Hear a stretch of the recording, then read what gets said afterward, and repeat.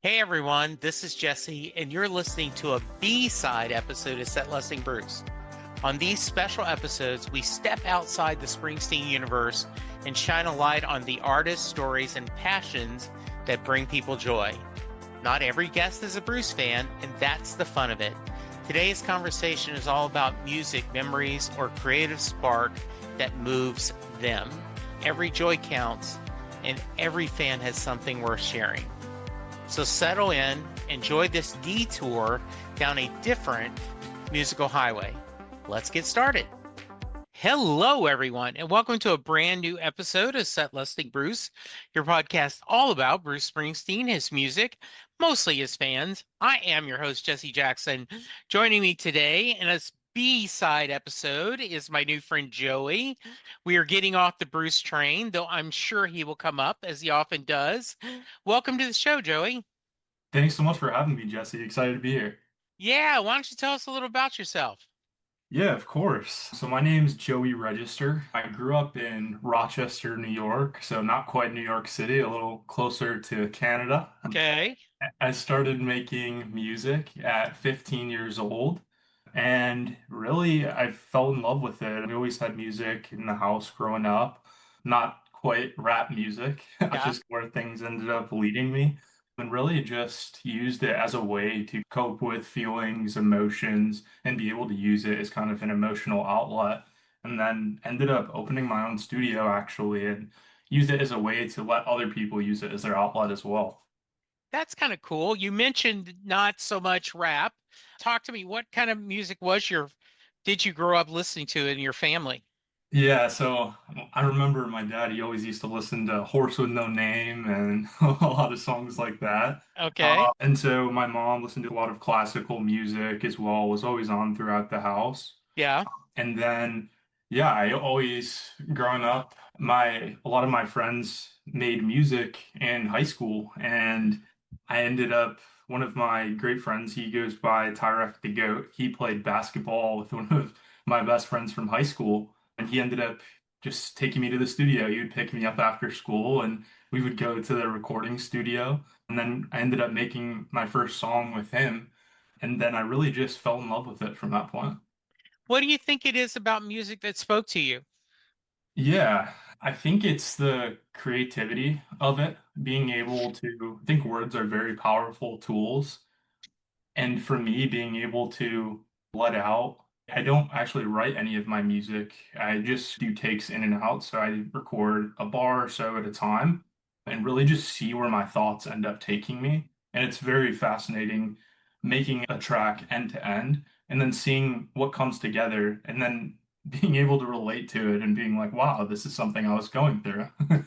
Like subconsciously, it's telling the story, and then after the fact, you go, oh, yeah, that is what I was feeling. Exactly. Did, when you write the lyrics, do you then capture it like the next time you do it? Do you use the same lyrics and the same music? Yeah, so a lot of the time I'll basically record a bar and then say it over and over again until it's exactly how I want it to sound. And I never know how I want it to sound, and that's the fun part. It's just whatever fits together the best. And I think that's another great part of music is there's so many different ideologies out there and people on YouTube saying it has to be done this way or it has to be done that way. But if you look at a lot of the most popular music that's out there, it's people who are on tour, they're recording in a hotel room with their engineer. They're not necessarily at a very expensive studio with all of this great equipment. They're just doing whatever sounds good and seeing if it connects with their audience. Couple of years ago, I was at a Jason Isbell show, and a guy, I believe his name was Lonnie Willis. I'll have to look it up, but he opened, and it was him. He had a piano, he had a drummer, and he had a someone with a stand-up bass. And the premise was he never did the same song twice. His all was pure freestyle. He just started playing music on the piano, the drum and bass followed, and then he just would share lyrics. And so it never was the same. Truly like giving a speech, but not doing it. And it was very different. It was interesting that this idea of how he was sharing his creativity. Tell me a little bit more about how is it because hip hop and rap is the music you of your youth is the reason why you moved toward that? Yeah, I think mostly a lot of my friends, I was very into sports. I played lacrosse Division One. Okay. And all of my friends, we all listened to, at the time, we were listening to a lot of Juice WRLD, Drippy Red, all of that 2016 era rap music. I grew up listening to Big Sean and Lil Wayne and all of those artists. And Yeah. I think that yeah, I was surrounded by rap music. They would play it at all the sports games. That's how we would get ready and pumped up for games. And then when I started making music, it just felt natural and it felt a lot of my friends made music too. Like in high school, we would all after school, my friend group, we would go to the studio and all make music together just for fun. And it brought us together from a relationship standpoint. And so some of my best times growing up when I look at it are going to the studio with my friends, being able to make music and then go home, have a sleepover after and listen to the songs that we created and share it with all of our friends and get feedback. And when I was younger, I used to write music and I would be in the library at school and I'd be writing down all of my music and then rapping it to my friends and looking for feedback, trying to see what they liked, what they didn't like, how can I improve that? And I think over time, because I spent so much time doing it, it just started flowing naturally. And the, a lot of the, like I don't even do it to be able to drop music for people to be able to listen to it. I Hmm. don't drop a lot of music myself. I have thousands of unreleased songs, and it's really just for me to be able to cope with those feelings and be able to share it. It's almost hard for me to drop some of the music because I have such a deep connection to it myself. Do you play an instrument? Yeah, I used to. I played the saxophone and when I was in school, and then I was also in like the jazz show choir in middle school and going through high school. And so that definitely, I wasn't that great at instruments, and I was like, I do like singing and creating the pieces, and so ended up sticking with that. And so you you talked about not releasing stuff, but you have released an album, right? Or your Yeah, first, you talk to me about your first album. yeah. For anyone who doesn't know, my artist name is itsrihhomie, RIHHOMIE. It was random. Just one of my friends, I asked him, "Hey, what should my name be?" And he said that, and it just kind of stuck. I never changed it from that. And Hmm. my mom and sister, they did play piano growing up as well, so I was always around that. I just wasn't very good at it myself. And Population Mars was an album that I've recorded in a lot of places. So outside of having my own studio and recording myself, I recorded in Boston, where a lot of famous artists have recorded. It was owned by one of Kanye West's producers, and all of the engineers there are actually very talented artists themselves. And so it's really cool to learn from them. I would always ask, hey, what plugins or templates are you using on my vocals? How can I implement this? And then I'd go home and buy the plugins and learn how to use them, watch YouTube tutorials, what worked. And I also lived in Tampa for a year when they won the first home Super Bowl. And so all of the biggest artists were there performing during the Super Bowl. And it was really cool. I would go to that studio all the time. And I did realize that a lot of that expensive equipment, they don't even use it unless you're bringing it. It's a famous artist who's coming in out of town and bringing their own engineers to use it. So I've gone through a lot. So I had my dream job out of school. I got my dream job and then had a really nice apartment. I ended up getting laid off. I was in a relationship at the time, so I had to take a job making about 60% less to be able to Hmm. stay home and work. And I said, hey, what can I do to be able to pay the bills and get by? And so I know I made music with a lot of people. I had a lot of connections in Rochester. And so I opened my own studio and I would do that. I would get home from work at 5 p.m. and I would have sessions until 2 or 3 a.m. and go to work at 6 and I would make 50 an hour doing that. And I think that the album Population Mars was really a collection of things as I've progressed into my adult life. There's stuff in there from when I was 18 all the way up to 23, 24, 25. And so I think that it's hard for me since I have so many unreleased songs to be able to go through them and say, hey, what fits together? There's so many different, my music's evolved so much, so it's hard to pick what fits and goes together. And that's something I'm really hard on myself about my music. I have one or two friends that I'll send a bunch of my music to and get feedback from, but it was just a lot of the music that all of them, they would be listening to them every single day, and they'd be like, you have to drop this. I listen to it all the time. And so I finally ended up dropping that. And now, moving to California, I've still been making music every single day. And I'm gonna be coming out with a new album here soon on all platforms as well. But I think it's really powerful too because it one of my friends made a great point. He said, "Hey, you love to do this and you're very talented at it, but if you're not dropping or releasing music, how is anyone else ever even going to hear it? You're not giving Yeah. yourself an opportunity to stand out." And so I think I really want to hone into that this year and start releasing more music. So you've talked a lot about engineering and helping other people. Talk about the different muscles you use. One, creating your own music, and then the other compared to helping other people create their music. Share a little bit about that, Joey, if you don't mind. Yeah, of course. So growing up in Rochester, I was surrounded by there's a lot of gang violence and things like that in my community. And being at studios in downtown Rochester, I would be around people who were involved in different things. And when I opened my own studio, when people started coming and recording with me, they would come over not only to make music, but also just to have a place to escape. And we'd play video games and do things like that. And they would say, "Hey, I'm so thankful for you opening up your place and always allowing me to come and make music." And I think the other cool thing about recording other artists is you get to learn different styles of music, how different people are using their voice, be able to give feedback and suggestions onto, hey, maybe try this. And I just always love being around people too. A lot of the people I recorded, they would ask me to be on their songs, and it was awesome because we would just I feel like sometimes it's almost better like when you're just recording yourself every single day and there's no one around you, it can get hard to stick with it and find that motivation. And I found that when I'm able to be around people and they're like, "Hey, make a song, I want to see what you can do," it usually brings out the best in me because I have an audience who's willing to see and give me feedback and just see it. We can go off of each other. Like when I do features or make songs with my friends, it's really cool to see their ideas or their flows or melodies or whatever they're using. And it helps me get out of my box of what I usually do and try to experiment with different flows or different melodies and try out different things and overall just progress as an artist.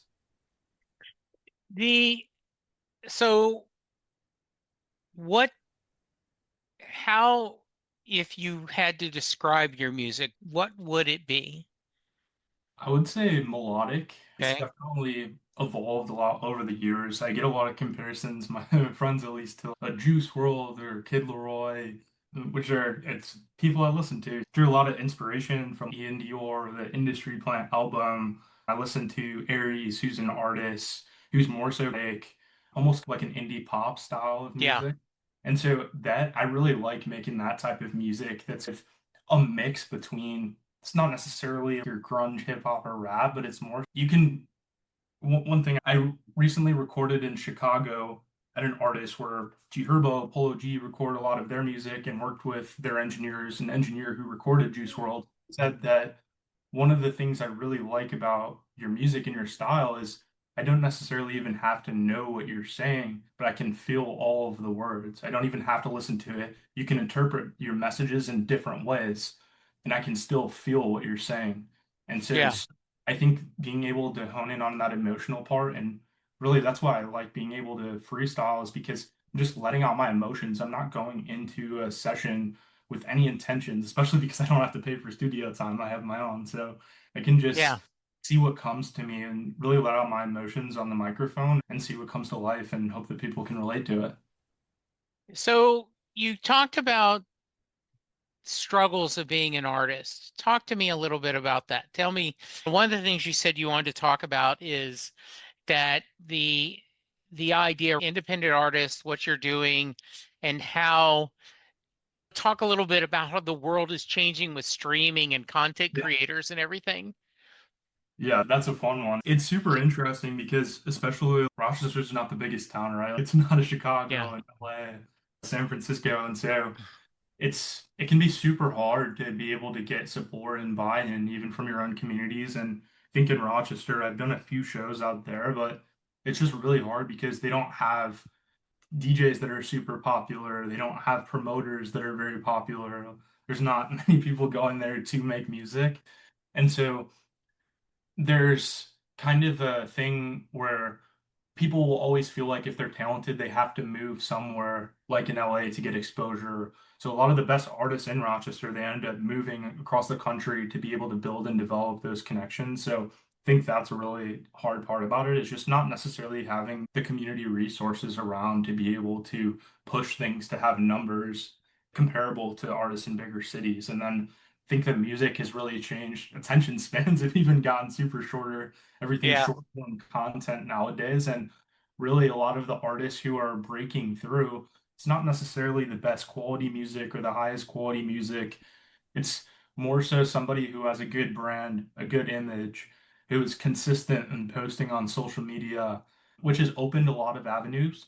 But it leads way to more one-hit wonders because someone will get a viral song on TikTok and then people will forget about it the next day. And I had one artist, his name was YCare, and he had a song called Psilocybin that I really enjoyed. And I would Okay. listen to it all the time. He wasn't very popular.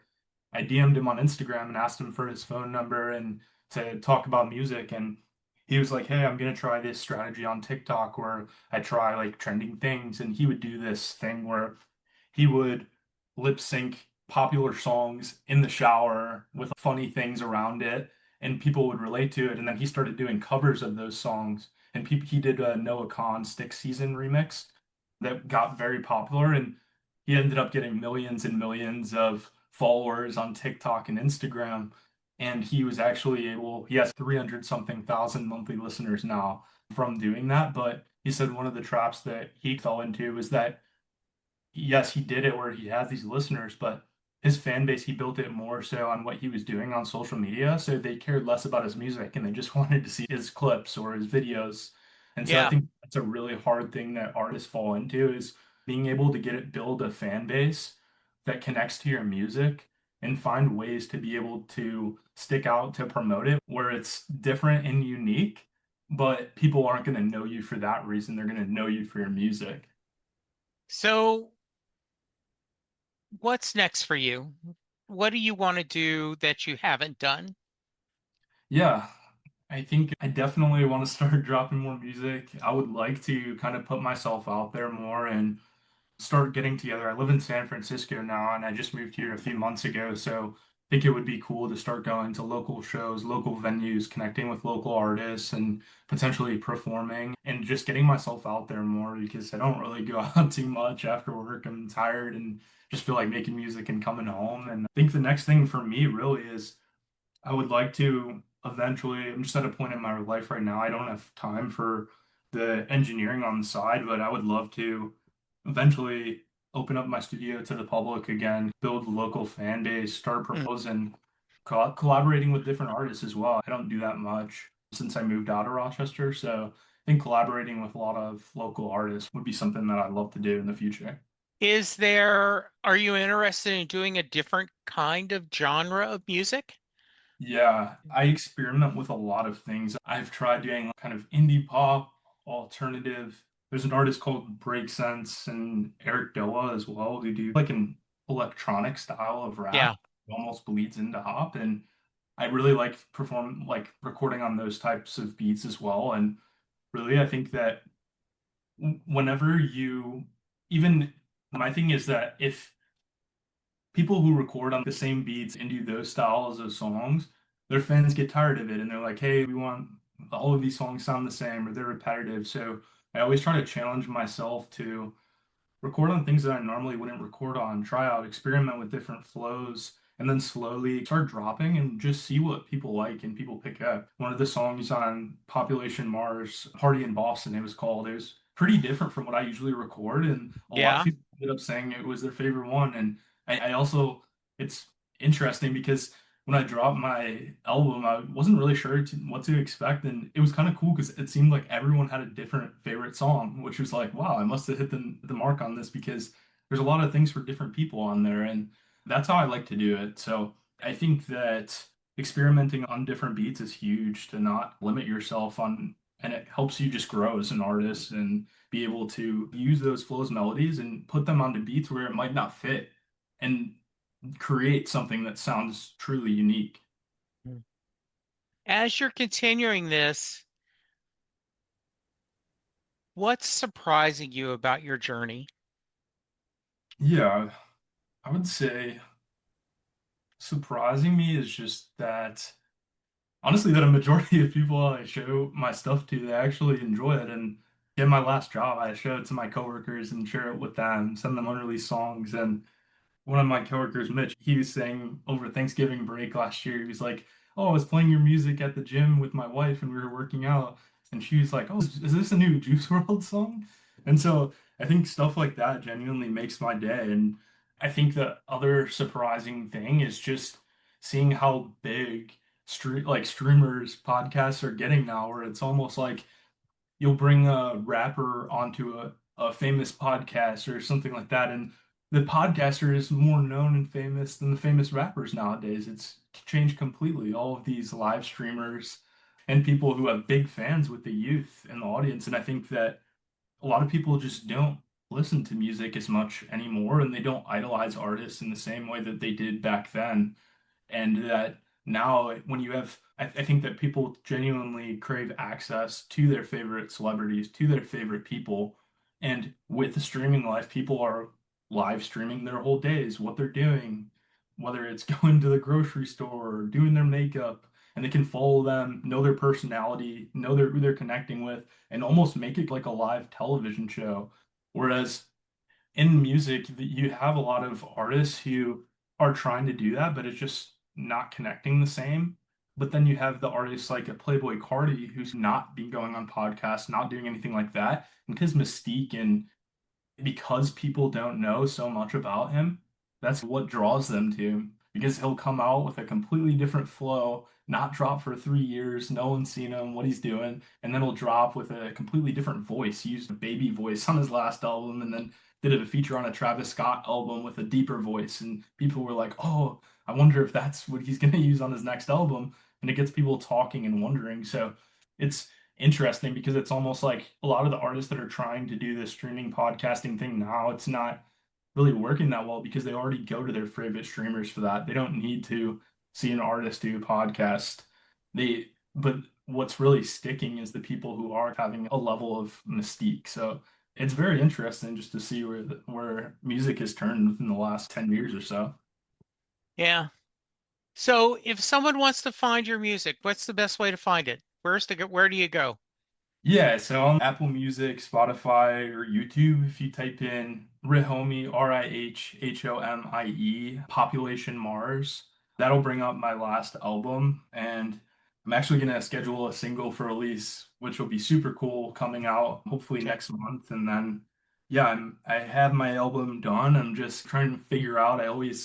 I'll listen to like all of these songs. I'll make a short list of 80 or so songs and draw it down to 20. And then every day I'll change my mind on which one I should put or take one out and do that. So that's what I'm working on right now. There's definitely a lot to come here. Good. And you'll send me a link, follow up, send me a link so I can include it in the show notes. Yeah, of course. Good, good. What should I have asked you, Joey, that I haven't?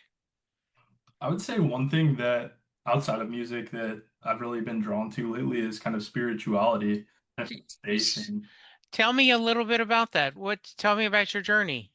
yeah, so I think for a while I had moved across the country and there I was lonely, you could get depressed at times.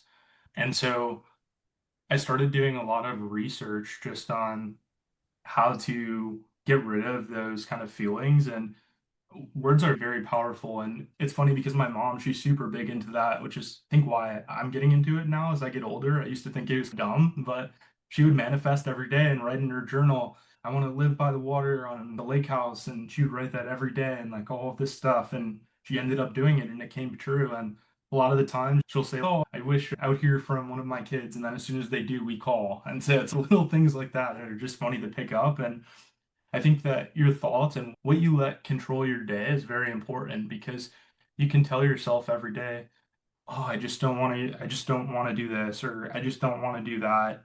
But if you tell yourself, even if you're having a bad day, just, "Oh, this is just a challenge that I'm overcome." Just that little subtle change can help completely change your mindset.